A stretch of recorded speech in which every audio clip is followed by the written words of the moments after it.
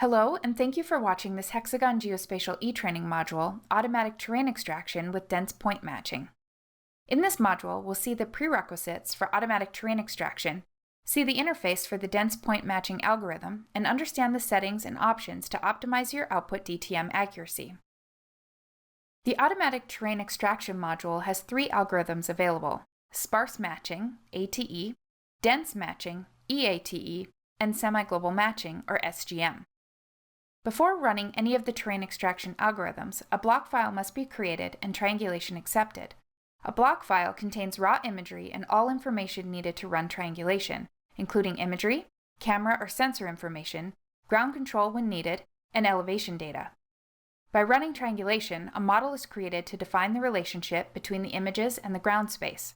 Terrain extraction cannot take place until triangulation is complete. I can check my triangulation results by clicking Block Triangulation on the Photogrammetry tab. The summary opens and I can see the value for the total image unit weight RMSE. This value is an indication of the block accuracy and whenever possible should be kept under a value of 1. With raw imagery, this tells me the accuracy will be within 1 image pixel. In this case, the value is 0.1037, well under a value of 1.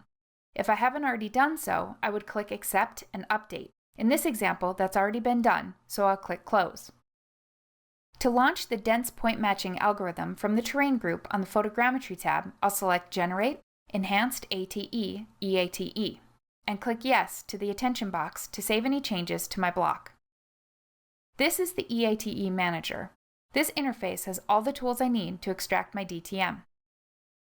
When I start, the images are loaded into the viewer as footprints. I'll start by fitting the images to the window by right-clicking in the viewer and selecting Fit Image to Window.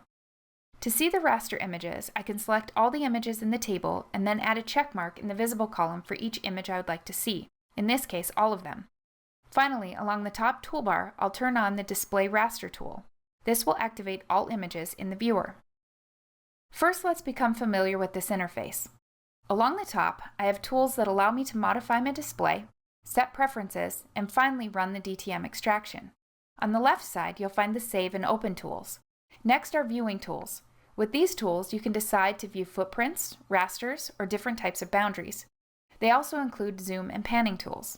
On the right of this tool palette, you'll find the Process Engine settings. We'll see more of these in a few minutes. On the left, I have the Project pane. This pane allows me to define images, AOI regions, and set certain strategy parameters. The table at the bottom shows information about each category in the project pane. The information you see here will change based on the category that's selected. We'll become more familiar with these tools as we make our way through the workflow. The viewer shows the raw images oriented based on the triangulation results. Terrain extraction utilizes the parallax or relief displacement between images calculated during triangulation. It's this offset between the images that allows the software to extract the terrain value. I'll start setting my project preferences with the project pane. By expanding the images category, I can see all the images in this project. You can see more information about these images in the table, including file location, height and width, and sensor type. Next, I'll click on AOI. If I want to, I can limit the DTM extent by defining an AOI region. For example, I might only want to extract a DTM for the quarry in this imagery. By limiting the DTM extraction area, I can reduce the processing time while extracting the area I'm most interested in. I can open the region definition tools by clicking the icon from my toolbar. Using the tool palette, I can either define a saved AOI or use the tools to digitize a new one. In this example, I'll just click Close. Seed data provides a starting point for the extraction engine and can increase the accuracy of the output DTM. A surface, or existing DTM, break lines, or mass points from a block file can be used as seed data. By default, the software will use a global DEM as a seed source.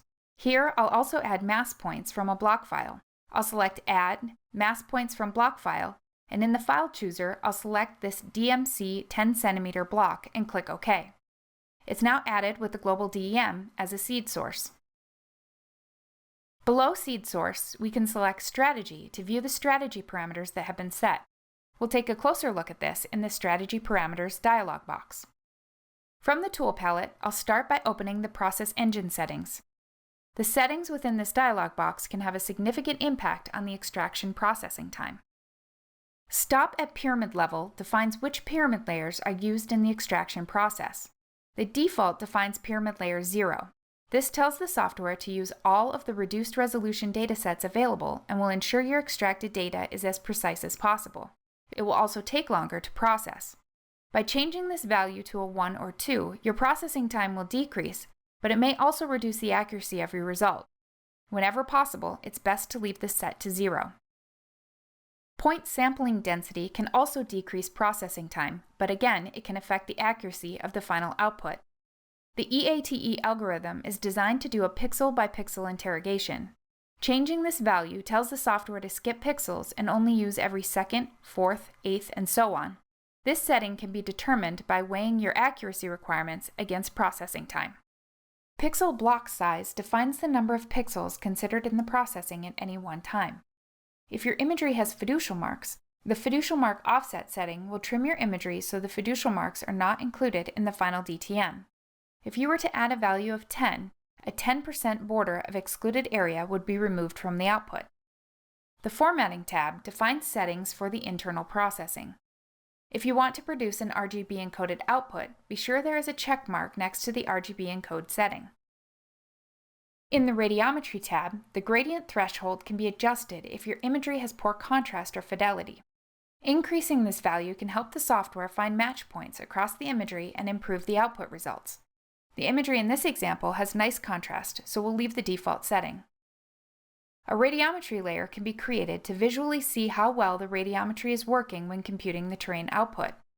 This is not necessary, but it can give insight into potential problem areas in your output DTM.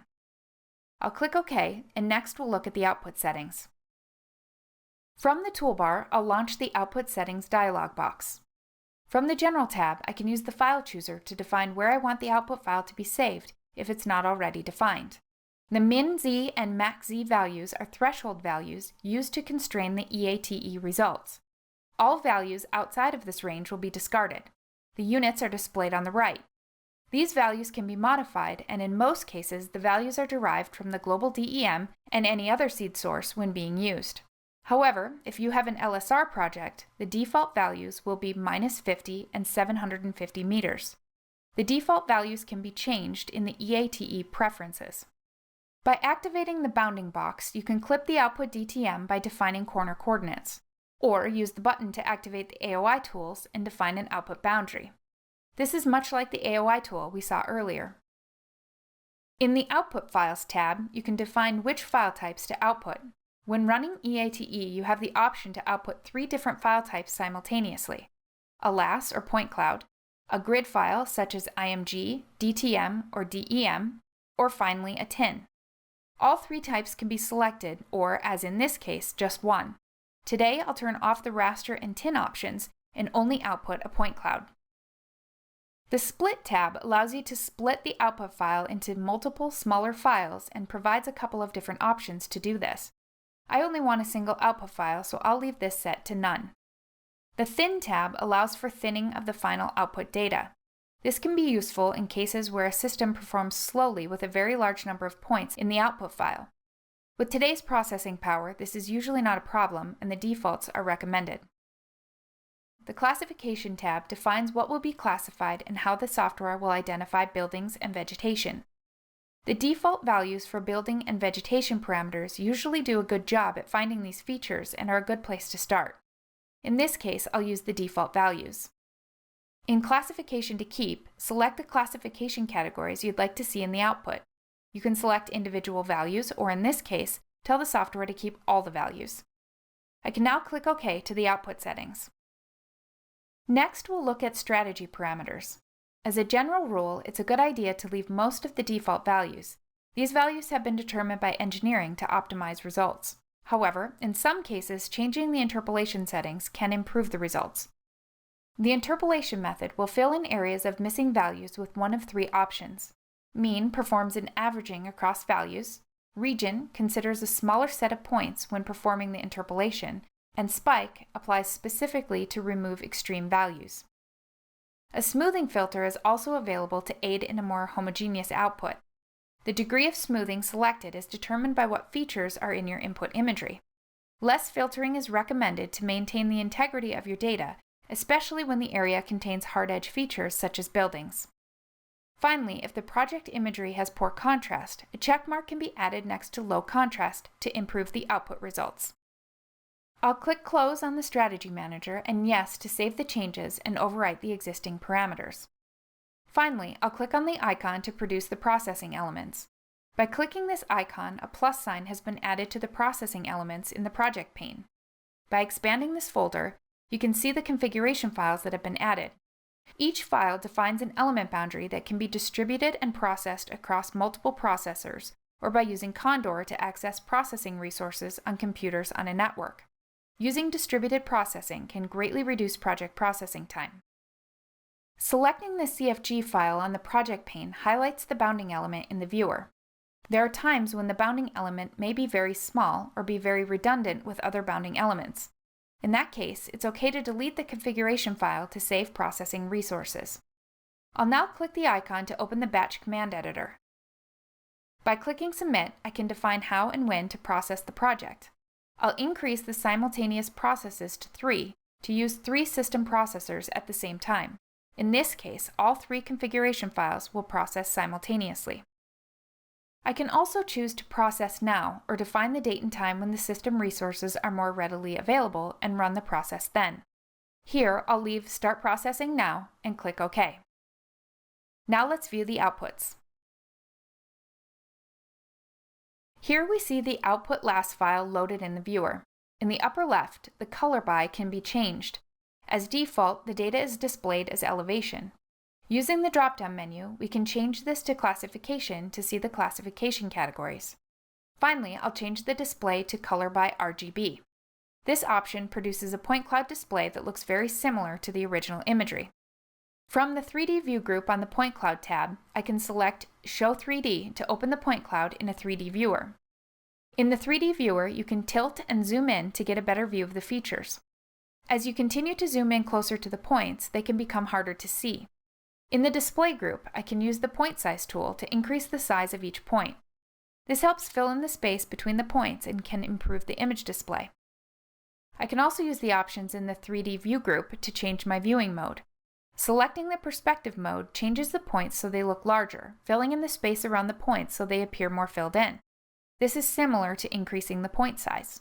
Triangle mode creates triangle facets between the points, filling in the gaps between the points completely, including the sides of buildings and cliff walls. Thank you for watching this e-training module from Hexagon Geospatial. For more e-training, visit hexagongeospatial.com/etraining.